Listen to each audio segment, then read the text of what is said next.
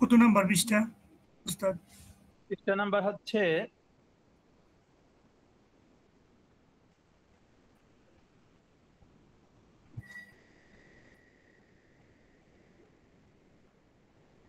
118 পৃষ্ঠা। জি জি 118 পৃষ্ঠার 134 নাম্বার মাসআলা বা পায় 32 নাম্বার পড়া 37 না 34 118 নম্বর পৃষ্ঠা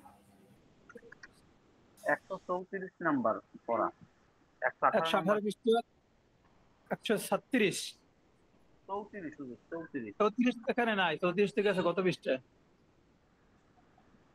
আমাদের এই কিতাবে হুজুর এই কিতাবে আমাদের 18 নাম্বার পৃষ্ঠায় 34 নাম্বার পাবো। আচ্ছা আমরা পড়া শুরু করি তাহলে মিলাইতে পারবো।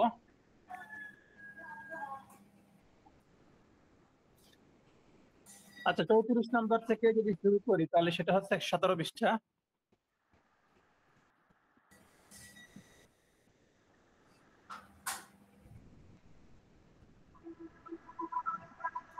আচ্ছা 135 নাম্বারে যান সবাই, 135 নাম্বার 117 পৃষ্ঠা 135 নাম্বার কায়দা মাসালা যান।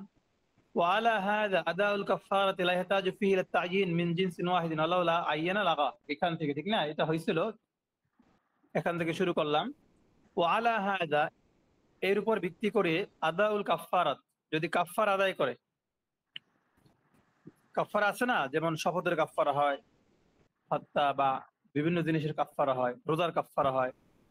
রোজার কাফারার লা ইয়াহতাজু ফিহি ইলা তা'য়িন, তখন রোজার কাফারা যদি আপনি আদায় করেন রোজা দ্বারা 60টা রোজা, সেক্ষেত্রে তা'য়িনের কি নাই, দরকার নাই, যেহেতু একই জিনিসের 60টা।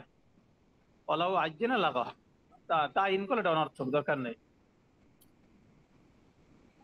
এরপরে যান 136 নম্বর মাসালায়, অফিল আজনাস, যদি একই জিন্সের হয় অর্থাৎ ভিন্ন ভিন্ন জিন্স হয়, লা বুদ্দা মিনহু কামা হাক্কাতনা ফি যার মিকদাবিন শারকি আম্মা ফি যাকাত, যাকাতের মাসালা দেখেন, আম্মা ফি যাকাত ফাকাউল ফুকাহা ইকরাম বলেন লাউ আজ্জালা, যদি কোনো ব্যক্তি কি করে আগে যাকাত আদায় করে, কিসের, খামসাতা সাউদিন, 5টি উট দ্বারা, কয়টা উট দ্বারা, 5টা কালো উট দ্বারা যাকাত আদায় করছে। যাকাতের নিসাবটা কি, মিয়াতাই দিরহামি সাউদিন, 200 কালো দিরহাম বা নরমাল দিরহাম, ওই সময় ছিল আর কি। তো 200 দিরহাম তার নিসাব, তার নিসাবে 200 দিরহাম আছে, কয়শো দিরহাম? তো সেই 200 দিরহামের পক্ষ থেকে সে কি করছে, আগে আগেই 5টা উট যাকাত দিয়ে দেয়। চিন্তা করতে বছর হইলে তো এমনি দেওয়া লাগবে, তাই আগে কি করি 5টা উট যাকাত দিয়ে দিই। মানে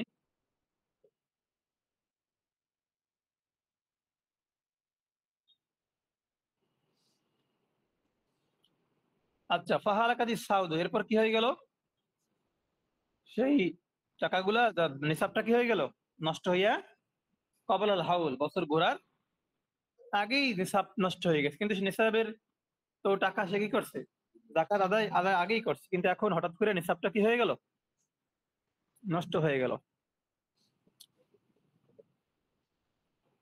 বছর ঘোরার আগেই।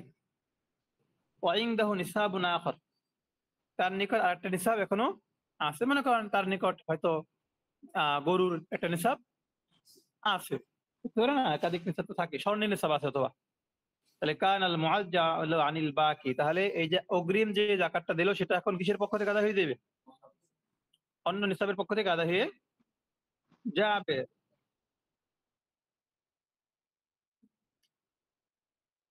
আচ্ছা পড়িস না, হ্যাঁ আচ্ছা।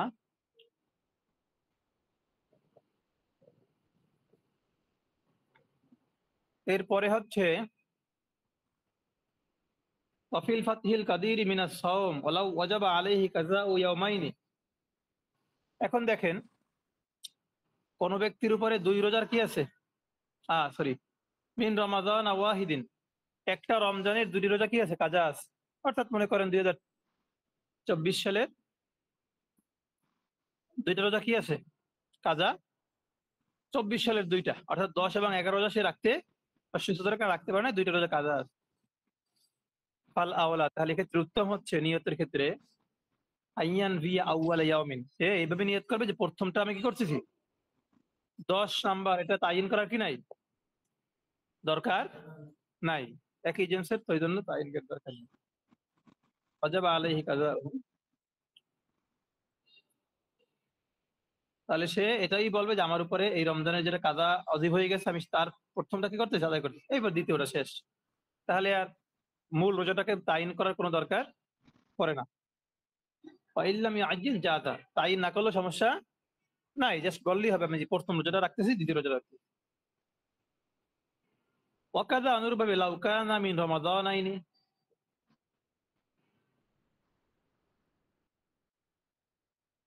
তারপরে যদি সে কি হয়, তার উপরে দুই ভিন্ন ভিন্ন রোজার দুইটা রোজা কাজা থাকে, অর্থাৎ 23 সালের একটা, 24 সালের, 23 সালের একটা রোজা কাজা আছে, আর 24 সালের কি 23 সালে 10ম রমজান, আবার 24 সালের 11তম, এই দুইটা রোজা কাজা আছে। তাহলে সে কি করবে?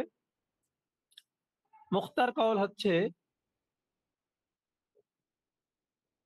যদি সে এরকম আদায় করে যে আমি প্রথমটা করতেছি, তাহলে এরকম করলেও কি আদায় হয়ে যাবে, কারণ প্রথমটা করার দ্বারা এক প্রকার কি হয়ে গেছে, আলাদা হইয়া, কারণ প্রথমটা হচ্ছে 23 সালের, দ্বিতীয়টা হচ্ছে 24 সালের, এই জন্য প্রথমটা বলার কারণে কি হয়ে গেল, জিন্স ভিন্ন হইয়া গেল। এখন আর তার আলাদা ওই রমজান একদম স্পেসিফিক নির্দিষ্ট করার দরকার পড়ে না।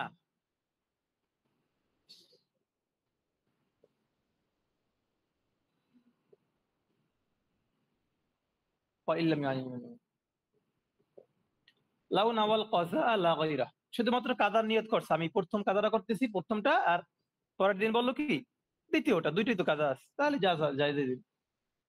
ওয়ালাউ ওয়াজাবাত আলাইহি কাফফারাতু ফিতরিন, যদি কোনো ব্যক্তির উপরে পুরো একটা রোজার কাফফারা ওয়াজিব হয়ে যায়, একটা রোজার কাফফারা কয়টা, 60টি রোজা না, ধারাবাহিক 60টি রোজা না, ফাসামা, তারপরে সে আদায় করলো, রোজা রাখলো, ইহদা ওয়া সিত্তিনা ইয়াওমান, 61টা, সে কয়টা আদায় করলো, আনিল কাজা ইল কাফফার, একটা কাজা না, তাহলে একটা কাজার একটা কাফফারা সব মিলে কয়টা আদায় করলো, কিন্তু সে কোনটা কাজার আর কোন 60টা কাফফারা সেটা কি করে নাই,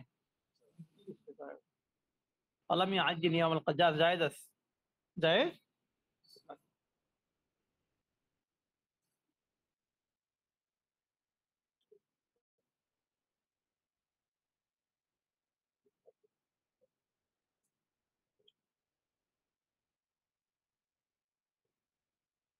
কারণ এখানে কেন, কারণ যেহেতু কাফফারা 60টা ধারাবাহিক, 60টা ধারাবাহিক যদি আপনি ধরেন, যেখান থেকেই ধরেন, একটা এমনি কি হয়ে যায়, অটোমেটিক বিচ্ছিন্ন না, আপনি তো এমন না যে একটাকে মাঝখানে ঢুকাইবেন, তা তো সম্ভব না, হয়তো একটাকে প্রথমে আনতে হবে, নাইলে একদম লাস্টে যাই নেন না কেন, একটা তো কি হয়ে গেল, আলাদা এমনিতেই হয়ে গেল, আপনি বললেও কি আলাদা, না বললেও কি আলাদা না। এটা তো যে আপনি বলেন যে আমি প্রথমটা কাজা, পরে 60টা আদা কাফফারা, অথবা প্রথম 60টা কাফফারা, এটা বলার আর দরকার পড়ে না, কারণ অটোমেটিকলি পার্থক্য হয়েই যায়, ওই 60টা তো একসাথে।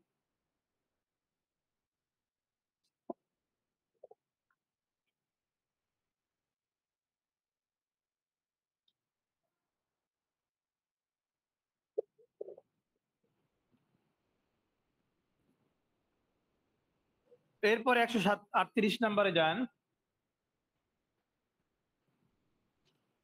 অফিল খানিয়া লাউ আজ্জালা যাকাত আন হিদাল আহাদিল মালাইন ফাস্তাহাক্কা মা আজ্জালা আনহু ক্বাবলা আল হাওল লাম ইয়াকুন আল মুআজ্জালান আল বাকি।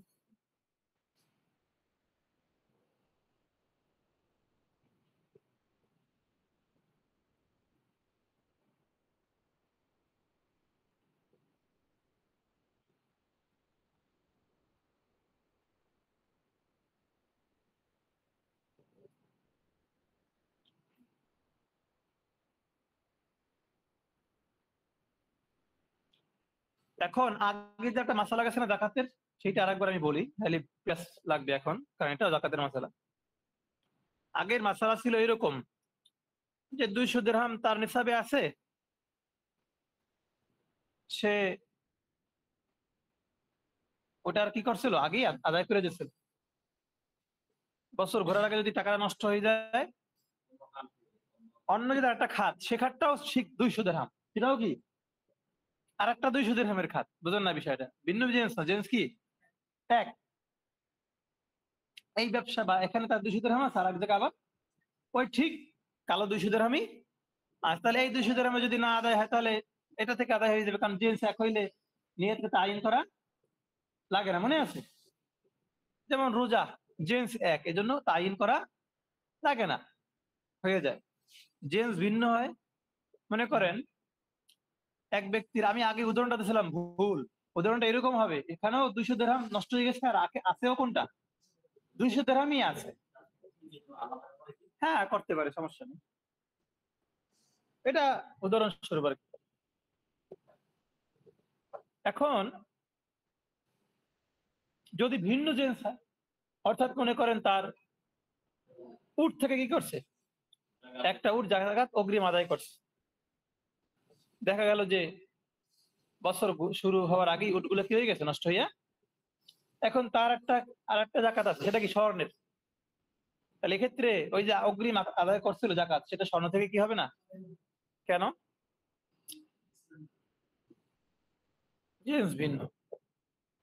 আরেকটা কথা আছে, সে আচ্ছা সেটাই এখন বলতেছে, লাউ আজ্জালা যাকাত আন আহাদিল মালাইন, দুইটা মালের একটা থেকে কি হয়ে গেছে, আর যাকাত অগ্রিম আদায় করছে, ফাস্তাহাক্কা, এরপর নষ্ট হয়ে গেল, মা আজ্জাল আন ক্বাবলাল হাওল, বছর শুরু হওয়ার পূর্বেই, বছর শেষ হওয়ার আগেই, হাওল পূর্ণ হওয়ার আগেই যার পক্ষ থেকে যাকাত আদায় করছে অগ্রিম, সেই জিনিসটা কি হয়ে গেছে, অন্যের মালিকানায় চলে গেছে। ইস্তাহাক্কা মানে অন্যের মালিকানায় চলে গেছে, নিজের নাই, নষ্ট হয়ে গেছে। লাম ইয়াকুনিল মুআজ্জাল আনিল বাকি, তাহলে মুআজ্জাল যেটা আদায় করছে এটা অন্য থেকে কি হবে না? কেন হবে না? কারণ এক্ষেত্রে সে কি করে ফেলাইছে, নির্দিষ্ট করছে, এইটার জন্য খাস করছে, তাহলে অন্যগুলোর পক্ষ থেকে আর হবে না। অকাযালিকা ইস্তাকা বাদাল হাউল, এখন সে নষ্ট হয়ে গেছে পরে, মানে বছর ঘুরছে, এর মধ্যে কি হয়ে গেছে, তার নিসাবটা অন্যের মালিকানায়, মানে হয়তো সে এতদিন জমিটা তার ছিল, কিন্তু জমির কাগজপত্র মামলা মোকদ্দমা করার পরে এখন মালিক কি আর একজন, অথবা উটগুলো আর একজনের সিস্টেমে পাই গেছে, তাহলে তো তার বছর শেষ হওয়ার পরে কি হয়ে গেল, জিনিসটা নষ্ট হয়ে গেল বা হাতছাড়া হইয়া, লিআন্না ফিল ইস্তিকাকি, একই কথা। তাহলেও আগের মতোই কি হবে না, ওই মুআজ্জালটা অন্য জাকাতের পক্ষ থেকে আদায় পাবে না, জিনিস ভিন্ন হওয়ার কারণে। লিআন্না ফিল ইস্তিকাকি আজালুন, কারণ সে বিনষ্ট মালের মধ্যে কি করছে, অগ্রিম জাকাত আদায়, সেটা তার মালই না। আম্মা লাম ইয়াকুন মিলকুহু, যার মালিকানা তার নাই, যার মালিকানাই নাই, সেটা থেকে আদায় করে, তাহলে জাকাত থেকে আদায় হয়েছে। আবার তার তাজিল, তাহলে তাজিল বা তার অগ্রিম জাকাতটা বাতিল হয়ে যায়। এরপরে ঠিক আর একটা মাসালা জাকাতের, লাউ কানা লাহু খামসুন মিনাল ইবিল আল হাওয়ামিল, একটু ভিন্ন। এই আইনে হুবালা, এক ব্যক্তির 5টা কি আছে, গর্ভবতী উট, যাদের গর্ভে বাচ্চাগুলো কি আছে 5টা। এরপর কি হইলো, ফাআজ্জালা শাতাইনি আনহা, আমরা জানি 5টা উট থাকলে একটা জাকাত, একটা ছাগল কি হয়, সেখানে জাকাত দিচ্ছে কয়টা, 2টা। কেন? ওই পেটের বাচ্চাগুলোর পক্ষ থেকে কি করছে, কারণ সেই জানে বাচ্চাগুলো তো আবার 2 বছর হলে কি হইবে, জাকাত আসবে একটা ছাগল, তার মানে কি আমি এখনই অগ্রিম আদায় করে দিই, দেখছে অগ্রিম আদায় করে। ও আম্মা ফি বুতুনিহা, ওই ছাগল থেকে, ওই 5টা উট থেকে একটা ছাগল, আর পেটের বাচ্চা 5টা থেকে আরেকটা ছাগল আদায় করে দিচ্ছে। সুম্মা নাতাজাত খমসান, এরপরে ওই 5টা উট 5টা বাচ্চা দান করছে, কবলাল হাওলি, বছর ঘোরার পূর্বে। আজজাহু আম্মা আজ্জালা, তাহলে তার ওই মুআজ্জাল থেকে কি হয়ে গেছে, বাধা হইয়া। কেন? মুআজ্জালটা এখানে কি অস্তিত্ব আসছে, বুঝলেন না? সে অনস্তিত্ব জিনিসের উপর কি করে নাই, অগ্রিম জাকাত দেয় না, এই জন্য সমস্যা নাই। ওয়াইন আজ্জালা আম্মা তাহমিলু ফিস সানাতি সানিয়া, যদি এমন বলে যে আমি আমার 5টা উট আগামী বছর গাবিন হইবে, এখনো পেটে গাবিন বাচ্চাই আসে না, এর আগে কি বলছে, আগামী বছর গাবিন হইবে, তারপরের বছর বাচ্চা দেবে, আমি তার থেকে কি করলাম 5টা, মানে পেটের 5টা থেকে আগেই আদায় করলাম, তাহলে হবে না, কারণ মাল হইতে হইবে, জাকাত জাকাত আদায় করতে হইলে নিসাবটা আগে কি মাল হইতে হবে, ওটা তো মাল এখনো হয় নাই, পেটে আসে নাই, বুঝতে পারছেন, পেটে এখনো আসেনি, এগুলো তো পেটে আসছে এবং হাওলের আগে কি হয়েছে, দুনিয়ায় চলে আসছে, এই পার্থক্যটা আছে। হাযা কুল্লুহু ফিল ফারাইজ, এগুলো সবই কিসের কথা? ফরজ এবং ওয়াজিবাত। এতক্ষণ যে আলোচনা করলাম এগুলো হচ্ছে ফরজ এবং ওয়াজিবাতের আলোচনা, ফরজ এবং ওয়াজিবাতের আলোচনা। অর্থাৎ ফরজ এবং ওয়াজিবের ক্ষেত্রে যদি জিন্স ভিন্ন হয় তাহলে ইবাদতকে তাইন করা লাগে, মানে নিয়তটাকে কি করা লাগে? মানফিটাকে তাইন করা লাগে। আর জেন যদি এক হয় তাহলে তাইন করা লাগে না। ফরজ এবং ওয়াজিবের ক্ষেত্রে যদি নফল বা সুন্নাত হয় তখন আলোচনা ভিন্ন, তখন আর কিছুই মানফি তাইন করা লাগে, সেটা সামনে আসবে। ওয়াজিবের দ্বারা উদ্দেশ্য কি? যেমন কাল মানজুর, ওয়াজিবের একটা উদাহরণ কি? নজর, মানত। মানত ওয়াজিব না? আপনি মানত করছেন আমি আগামীকালকে যদি এই কাজটা হয় তাহলে আগামীকালকে 2 রাকাত নামাজ, তাহলে নামাজটা এখন কি হয়ে গেছে? অল বেতের আল্লাহ কাউলিল ইমাম, ইমাম আবু হানিফার মত অনুযায়ী বেতের নামাজ কি? ওয়াজিব। অন্যান্য মাযহাবের ব্যাপারে এটা সুন্নাত বা নফল হিসেবে রাখা হয়েছে, ঠিক না? অল ঈদ আলা সহিহ, বিশুদ্ধ মত অনুযায়ী 2 দিন নামাজও কি ওয়াজিব, ঠিক না? আর রাকাতের তাওয়াফ আলাল মুখতার, গ্রহণযোগ্য মত অনুযায়ী তাওয়াফের যে 2 রাকাত নামাজ তাওয়াফ করার আগে, সেটাও কি ওয়াজিব। এগুলো ওয়াজিবের বর্ণনা দিতেছে যে ওয়াজিব কোন কোনগুলো। ওয়ায়ানবিল ফিতরা, এখন আসেন বেতের নিয়ত সে কি করবে? বেতের নিয়ত বেতের হিসেবেই করবে। লা আল বিতরাল ওয়াজিব লিল ইখতিলাফি, এরকম বলবে না যে 2 রাকাত 3 রাকাত ওয়াজিব বেতের নামাজ আদায় করতে, এরকম বলবে না, জাস্ট বেতের বলবে। কারণ এ নিয়ে কি আছে ইখতিলাফ আছে, অনেকে সুন্নাত বলছে। আফি সালাতুল জানাজা, জানাজার নামাজ কি? ইয়ানবি সালাত লিল্লাহি তাআলা, জানাজার নামাজ তো ফরজে কিফায়া, তো ফরজের মধ্যে না, ফরজ ওয়াজিবের কি আলোচনা? ফরজে কিফায়া, তাহলে এটা নিয়ত করবে কি? ইয়ানবি সালাত লিল্লাহ ওয়া দুআ লিল মাইয়িত, এক্ষেত্রে আপনার আল্লাহর জন্য নামাজও নিয়ত রাখতে হবে, আবার মাইয়াতের জন্য দোয়াও। কারণ অনেকে এটাকে নামাজ বলছে, অনেকে দোয়াও বলছে, বুঝলেন না? যেহেতু রুকু সিজদা নাই এই জন্য অনেকে বলছে দোয়া, আবার অনেকে বলছে যে না নামাজ, যেহেতু নামাজের অনেক বিষয় এখানে আছে, বুঝতে পারছেন? তাকবীর আছে, কিয়াম আছে, অনেকের মতে সানা, আমাদের মধ্যে সানা আছে, অনেকের মধ্যে সূরা ফাতিহা আছে না? সালাম ফিরানোর মাধ্যমে শেষ করা হয়, নামাজই। যেহেতু এটা নামাজও বলা হয় আবার দোয়াও বলা হয়, এই জন্য মনে মনে দুইটাই রাখতে হবে, যে দোয়া আবার দেখছেন। এই জন্য আমাদের যে ছোটকালের নিয়ত করতাম, হ্যাঁ, উসকিতা আন জিম্মাতি রাকাতাই সালাতে জানাজাতি লিল্লাহি তাআলা ওয়া দুআ লিহাযাল মাইয়িত, হ্যাঁ, এরকম নিয়ত আছে না ছোটকালে? সেই নিয়তের মধ্যে কিন্তু আমরা এটাই বলতাম, আসসালাতু লিল্লাহ ওয়া দুআউ লিহাযাল মাইয়িত, এইটা কিন্তু আমরা বলতাম। ওই প্রাচীন নিয়তের মধ্যে কিন্তু কথা ছিল। কারণ কি? কারণ এটা এক হিসেবে দোয়া, আর হিসেবে নামাজ, এই জন্য দুটাই ঢুকাইছে নিয়তের মধ্যে। মানে পঠিত নিয়ত, নিয়ত তো অন্তরের, কিন্তু পঠিত নিয়তের মধ্যে দুটাই। এখন তো আর ওই নিয়ত না, আছে? হ্যাঁ, এখন আর লফজি নিয়ত আছে? গ্রাম্য হয়তো অনেক বৃদ্ধ মানুষ করে, যারা আগের, যাদের বয়স 50+, কিন্তু 40 বছর যাদের বয়স বা 40-45, এরা 50-এ যারা নিয়েছে তারা এই নিয়ত আর করে না। যাদের বয়স 50-এর উপরে, 60-70, এরা ওই নিয়তটা এখনো করে না। হয়তো আমি ছোটকালে করতাম, আমারও অনেক মানে করতাম, এই কত 5-7 বছর আগে হয়তো, বা 7-8 বছর আগেও নিয়ত চলে আসতো মুখে, ঠিক আছে? এখন এইটা নিয়তটা আসলে যারা করছিল ভালোর জন্যই করছে, কারণ এইটা নিয়তটা যদি এরকম বলা হয় তাহলে অনেক জিনিসের মধ্যে স্পষ্ট উল্লেখ হয়, নাহলে তো মানুষ অনেক জিনিস উল্লেখ হয় না, বুঝেন না? ওই যে ফরজ নিয়ত করতে হবে, জোহর নিয়ত করতে হবে, দিনকে তাইন করতে হবে, এগুলো তো মনে মনে অনেকের যারা না বোঝেরা হয় না। এই জন্য ওরা চিন্তা করছে যে সাধারণ মানুষ তো এগুলা ওই মনের নিয়তটা তো তারা বুঝবে না, এই জন্য লিখে দেয়। ওরা মুখ দিয়ে বললে তো অটোমেটিক সবই চলে আসবে, এই সিস্টেম। ওটা আসলে আবশ্যক না। আচ্ছা, যাই হোক, আমার এক বন্ধু ক্লাসমেট হাফেজ, সে তারাবির ইন্টারভিউ দিচ্ছে এক জায়গায়। হাফেজ, ও মেধাবী ছাত্র, মানে সর্বোচ্চ মেধাবী, সারা মাদ্রাসা ফার্স্ট উইক, অনেক মেধাবী। আরবি তৈল যে খুব, আরবি যে কোনো সময় বানাই এসে ওই অল্প বয়সে মাদ্রাসা লাইনে, মনে করেন কমি লাইনে হয়তো বা নাহমির নাহমিরই সে আরবি অনর্গল কি করতে পারতো, লিখতে পারতো, বলতে, মানে যে কোনো একজন বাংলা বলতেছে সে আরবি ওইটা হুবহু অনুবাদ করে ফেলাইতো বলার সাথে সাথে। আরবিতে বলতে পারতো। এই লোক এত পণ্ডিত, এত ভাষায় দক্ষতা, এত মেধাবী, সে ইন্টারভিউ দিতে গেছে এক জায়গায় ছোট একটা মসজিদে গ্রামে, একদম মজাপাড়া গ্রাম, খাল বিলের ভিতরে, স্বরূপকাঠি বরিশালে। এখন এত ইয়াদও ভালো, হাফেজও ভালো, আবার ইয়াদও ভাল। হাফেজ নেবে ওই একজনই মনে হয় পড়ায়। ছোট মসজিদ না, গ্রামের ছোট্ট মসজিদ, হয়তো অল্প কয়েকজন মুসল্লি, বাড়ির খালপাড়ের মসজিদ, বুঝলেন না, প্রাচীন আমলের মতো। এখন হ্যাঁ রে, পড়াটা জিজ্ঞেস করছে, পড়ার মান ভালো, কণ্ঠও ভালো, খারাপ না। পরে জিজ্ঞেস করছে এক মুরব্বী যে আপনি তারাবির নামাজে নিয়ত বলেন। তারাবির নামাজ নিয়ত বলেন, আরবি নিয়ত আর কি, নাওয়াইতু আন উসাল্লি লিল্লাহি তাআলা রাকাত সালাতি তারাবি, এইগুলো আর কি। এখন সেই ভাই আমার আর কি করে না, নিয়তটা সে তো বানাইয়া বলতে পারতো আরবিতে, কিন্তু ওই সময় তার মাথায় কাজও করতেছে না, কারণ তার মাথায় কোনটা খুঁজে, মুহূর্ত নিয়তটা খুঁজতেছে।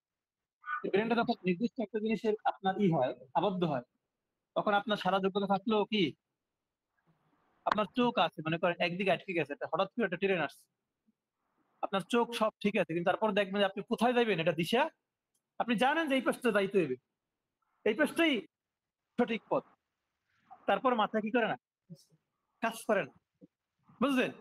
আর ওই সময় ওই যে একটা জিনিস আসতেছে, ওইটার দিকে মাথা যখন ব্রেনটা এফেক্ট হয়ে যায়, তখন তার চোখ বঙ্গোপত্তঙ্গ আর কাজ করে না। এটা কিন্তু বাস্তবতা। যতই আপনার চোখ ভালো থাকুক, জ্ঞান ঠিক থাকুক, কিন্তু কাজ হইবে না। আপনি দেখবেন যে হঠাৎ করে হয়ে গেছে, ভুলে গেছে। ও আরবিতে ইচ্ছা করলে এরকম একটা বানাইয়া মানে সুন্দর করে দিতে পারে, কিন্তু ওই যে উনি যেটা জিজ্ঞাসা করছে ওইটা ওনার মাথায় ঢুকতেছে, করতেছে যে ছোটকালে তো মুখস্থ করছে, কিন্তু আয় না কায় না, এটা আর আসে নাই, তারা ভিডিও আর হয় না। উনি মনে হয় ওই গ্রামের মসজিদে এরকম সভাপতি সেক্রেটারি থাকে না, মুরব্বী আর কি, যে মসজিদের জিম্মেদার বা এরকম যারা, উনি বলছে না, উনি কি তারা নিয়তটাই জানে না, যে নিয়তই তো মূল আগে, যে নিয়তই জানে তারাই বলাবে কেমন, নিয়তই তো তার সমস্যা। পরে আর তারা তার হলো না, ফিরে আসছে। হ্যাঁ, ওই যে বললাম না, পিরোজপুরে স্বরূপকাঠি। হ্যাঁ, মুরব্বীরা ভুল ধরে। হ্যাঁ, স্বরূপকাঠি আমি 2 বছর নামাজ পড়াইছি, 3 বছর, 2 বছর না 3 বছর, 1 2, হ্যাঁ 2 বছরই পড়াইলাম নাকি। সরকারি কোন জায়গা আছে? ওই স্বরূপকাঠির ভিতরে মাটিয়া মসজিদ, তারপরে আরো কি একটা মসজিদ, এই সমস্ত মসজিদে পড়াইছি। শাসিনের সময় পড়তাম না ওই সময়, আমার ওই বাড়ি মতো। জন্মাষ্টমীর ওপারে ইন্দিরা। আমি ওই ওই জায়গায় এলাকাটা গেছি, একদম বেশি চিল্লার গ্রাম জামাত। এবং প্রাচীন হ্যাঁ, গ্রাম, খাল বিল, গেছি মানুষ মূর্খ বেশি। 3-4 পরে আমি যে কয় বছর পড়াইছি এরকম 2-1 জন পাইতাম ফল ফল। যেমন একবার আমি আমি তেমনি দ্রুত তারাবি পড়াই, মানে আমার এই যে মুখ দ্রুত, আস্তে আস্তে আমি ছোটকালে পড়াইতামই না, দ্রুত পড়াইতাম। ওই সময় মসজিদের সেক্রেটারি, সে আবার এই মানুষ, মুসল্লি মানুষ, ধার্মিক, সে আমাকে দর্শক হাফিজ সাহেব,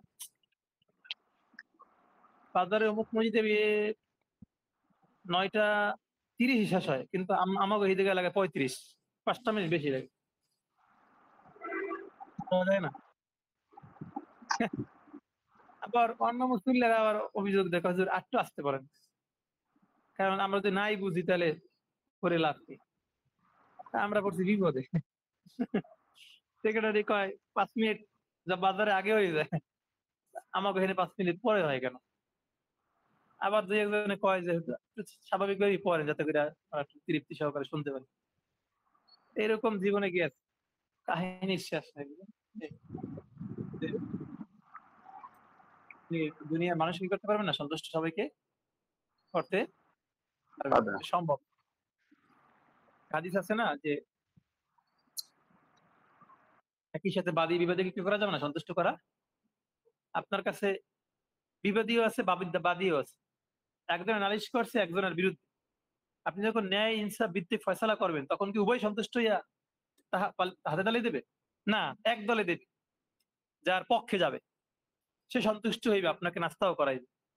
কিন্তু যেই ব্যক্তির বিপক্ষে চলে গেছে, অপরাধ স্বীকার হয়েছে, মানে প্রমাণিত হয়েছে, সে কি আপনার নাস্তা করাইবে, বাহাবা দেবে না, সে মনে কষ্ট পাই আপনার প্রতি একটা খারাপ ধারণা নিয়ে যাইবে যে ভাই ঠিক মতো বিচারটা করে না, আমি সঠিক বিচার পাইনি। দেখ সে কি বলবে সঠিক বিচার। তা আমি আমাদের এলাকার একটা কথা বলি, যেহেতু বেশিরভাগ সময় আমি আলোচনা এবার করি না, আগে করতাম, পড়াইয়েই খালি যাই, বাহ্যিক বাস্তবিক কোনো কথা আসে না। এখন একটা কথা বলি, মনে পড়ছে, এগুলো জীবনে কাজে লাগবে, ব্যাপক পরিমাণ আপনার সমাজে কাজে লাগবে যে কথাগুলো আমি বলবো। আমি আবার অভ্যাস, যেখানেই গন্ডগোল বা সালিশি হয় না এগুলা গ্রাম, এগুলো আমি আবার থাকার চেষ্টা করি, দেখার জন্য, বোঝার জন্য আসলে সালিশিরা কেমনে হয়, রায় কেমনে দেয়। তা আমি বেশি আগে না, হয়তো 2000 কত 18-20 সালের কথা, 18-19 সাল বা একটু আগে, 17-18 সাল হইতে পারে। আমাদের বাড়িরই পাশের একটা মেয়ে আর এক এলাকার, দূরের এক এলাকার একটা ছেলের সাথে কি হয়েছে, বিকেলে হাঁটতে নামছে। তা গ্রামে যেটা হয়, এরা সম্পর্ক আছে, প্রেম করে। তো মেয়ে আমাদের বাড়ির কাছে 1 কিলো দূরে নদীর পার, সুন্দর পায়রা নদীর চর আছে, ঘুরতে ভাল লাগে। তো ওই ছেলেটা আসছে মোটরসাইকেল নিয়ে, তো মেয়েটা ফোন দিছে। মেয়েটা আবার বিকেলে আমি দেখছি, আমি নামাজ পড়তে ঢুকছি ওদের ঘরের সামনেই মসজিদ, ওই সময় আমি দেখছি ওই আসরের নামাজে কলা থেকে উজু করে পানি নিয়ে গেছে জগে, আমাদের সম্পর্কে ভাতিজি হয়, দুঃসম্পর্কের। আমি দেখছি, ওমা আসর নামাজ করে আমি ঘুরতে টুটে আইছি, মাগরিবের আগে আগে শুনে কি কাহিনী করছে, ছেলে এবং মেয়ে কি হয়েছে, ওই যে ঘুরতে গেছে নদীর পর, স্বাভাবিক ভাবে ঘুরতে গেছে সন্ধ্যার আগে, স্বাভাবিক অবস্থায়। এর মধ্যে এলাকার যে কিছু পোলাবান আছে না, যারা একটু এই পদের আর কি গুন্ডা, এরা দুইজনের ধরি টাকা খাইবে আর কি, ধরছি। আর এলাকায় তো এগুলো সম্মানের বিষয়, মেয়ের বাবা একজন আলেম মানুষ, মসজিদের ইমাম সাহেব, আবার একটা স্কুলের ধর্মীয় শিক্ষক, এলাকায় তার নাম আছে, সম্মান আছে। তারা চিন্তা করছে ছেলে মেয়েদের ধরে আটকাইতে পারি, তাহলে তো কিছু টাকা খাওয়া যায়, ওই নিয়ত করে এরা ধর। আসলে তো এমন কিছু হয় নাই যে বিয়ে পড়া যেতে হবে, এরা তার হোটেলে যাই উঠে নেয়। বাড়ির পাশে নদীর পাশে তারা কি করছে, হাঁটতে গেছে, হাঁটতে আছে, আরো মানুষ আছে কাছাকাছি, এরাও ওই হাঁটতে আছে, ধরে আটকাইছে। বাস ভালো কথা। আমি আবার মাগরিবের নামাজ মসজিদে না পড়েই মনে হয় ওহনি পড়ছি, এই যেখানে ধরছে ধরে আবার এক বাড়িতে নেছে, ওই বাড়ির আবার আমার খালু হয় সম্পর্কে, ওনার বাসায় ঢুকাইছে, ওই খালুর খালার বাসায়, আমার মার খালাতো বোন, হ্যাঁ তো হেরা আবার এলাকায়, ওই এলাকায় আবার মাদ্দাস খালু, হেরা সালিশ করবে আর কি। ধরছেও হের পোলাপানি ওই খালু, হেরা বসে আওয়ামী লীগ করে এবং দাপট, হের পোলাপানি ধরছে আমার খালাতো ভাই যেগুলো আছে গুন্ডা, এগুলোই ধরছে। তা আমরা গিয়ে, আমি এবার গিয়েছি, যাওয়ার পরে তো যাক, মূল কথা হচ্ছে মাগরিবের সময় সালিশ বইছে, ছেলে মেয়ে ওখানে, ও ছেলেটা ছুটতে চলে গেছে মোটরসাইকেলে, তো মেয়েটা বলছে যে আমার আটকে লাভ, এই তো চলে গেল, আপনারা হেরে আটকেন। পরে ওরা আবার ফোন দিছে, গ্রামের রাস্তা দিয়ে পার হয়ে মূল রোডে ওরার যে স্টেশন, ওইখানে ফোন দিছে, কারণ এখনো হুন্ডা অত দূর যায় না। ফোন দিছে পর ওরা ধরছে, ধরার পর আবার লইস, ছেলে মেয়ে দুইজনের আটকাইছে, মেয়ে ঘরের ভিতরে মহিলার কাছে, আর ছেলে উঠোনে। আহ তখন আর কি আমরা, আমাদের বাড়ির লোকজনও গেছে, আমাদের স্থানীয় চেয়ারম্যান, আমাদের যে চেয়ারম্যান ইউনিয়নের, সেও আসছে সালিশ, ওদিকের ছেলে পক্ষের মেম্বার, আরো লোকজন আসছে, ছেলের গার্জিয়ান আসছে। তো সালিশ চলতেছে, পক্ষে বিপক্ষে যুক্তি, মানে ছেলেরা চাচ্ছে কোনো কর্মী এই মেয়েকে তারা বিবাহ করবে না, যেভাবে হোক ছুটে যাবে, যে টাকা কিছু দেওয়াও লাগে তাতেও কি তারা রাজি আছে।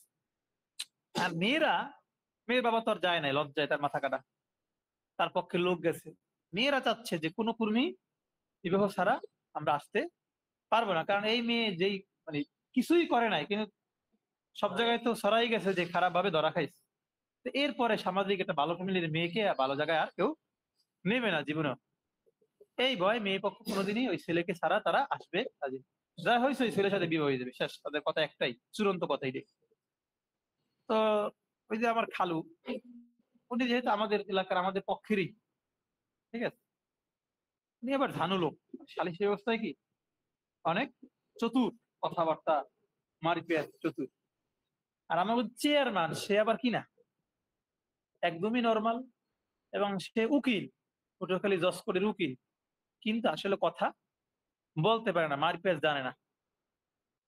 এখন সে তো যেহেতু মুরব্বী সবাই, হে বইয়া খালি হুমতেছে, হ্যাঁ না কোনো কথাই বলতে পারতেছে না। তো রাত্র গভীর হইতেছে, মাগরিবের নামাজ পড়ে যদি বসে, ফজরের আজানের আগে শেষ হয়েছে।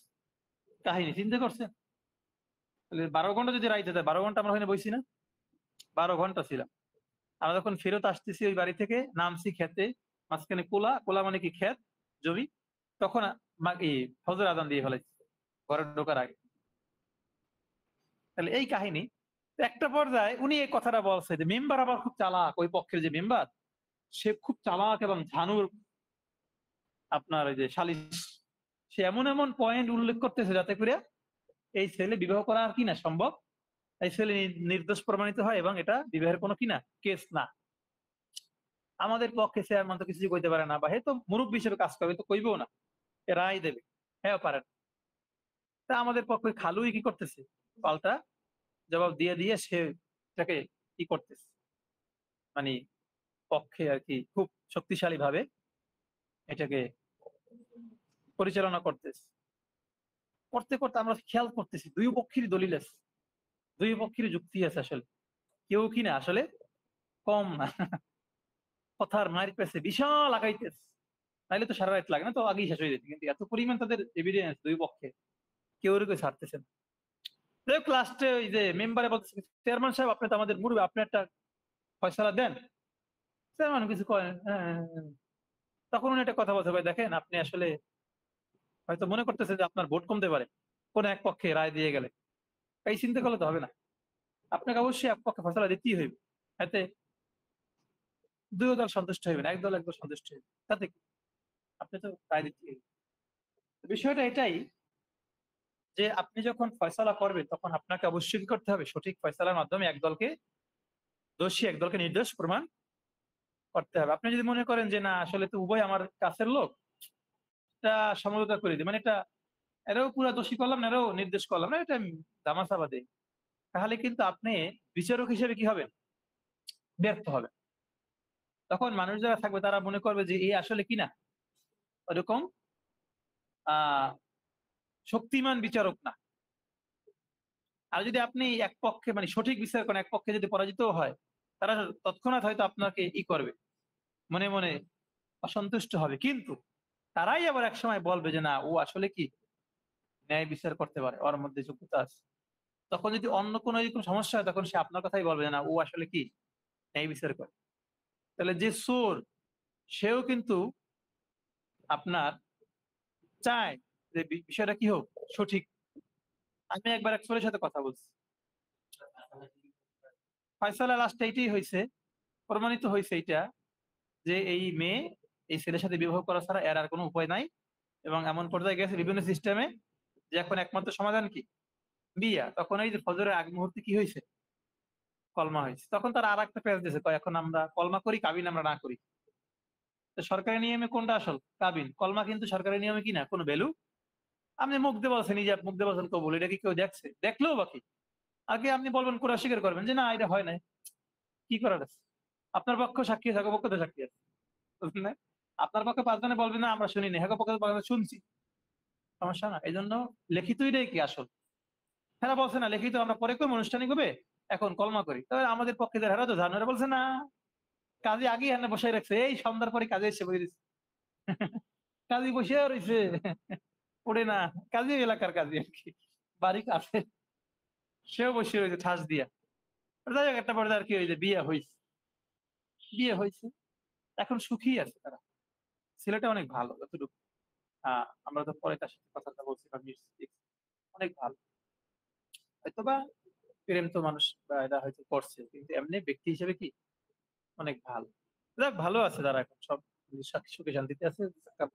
ছেলের কামাই বোধ বলে, না না না, ছেলে তো অনেক ভালো। ওই ছেলে আইসা আমরা তো মেরে নিয়ে আসছি না, ছেলে সাথে আসছে, আমরা যখন ঘরে ঢুকছি মেয়ের, তখন ওই ছেলে যাই একদম পা ধরে কান্না করছে, শ্বশুরের জোরে কান্না করা শুরু করছে, আমরা আসলে আমি ভুল করছি, আমারই অপরাধ, আমার মাফ করেন, আমি আসলে এরকম করাটা ঠিক হয় না, আমি এটা অপরাধ করছি, আমাদেরকে দুজনের মাফ করেন। তার মানে ছেলে মানসিকভাবে আসলেই কি বুঝমান এবং ভালো মুআদ্দাব। তাহলে কি সে বিনয় হইয়া শ্বশুরের অদরে কান্না করে, যদি অস্বীকার করারই থাকে। ছেলের হয়তো এরকম ছিল না অস্বীকার করার, ছেলের মনে হয়তো মেয়ের প্রতি ভালোবাসাই ছিল, কিন্তু ওই যে তার পাশের লোকজনের রাজি না, অভিভাবকরা রাজি না, সহজ কথা এইটা।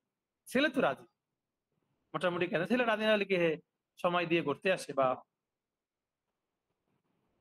যাই হোক। এখন বিষয়টা হলো যে এইটাই, সঠিক বিচার করলে একদল অসন্তুষ্ট হইল, এইটা আপনার জন্য প্লাস পয়েন্ট। আপনাকে মানুষ জানবে যে সঠিক বিচার করতে পারে এবং ইনসাফ আছে এর মধ্যে। তখন আপনার কাছে আবার আসবে, অন্যরা আসবে, সাময়িক সে অসন্তুষ্ট হইবে, কিন্তু পরে আবার বলে যে না দেখ, ও তো দুর্নীতি তো করে নাই।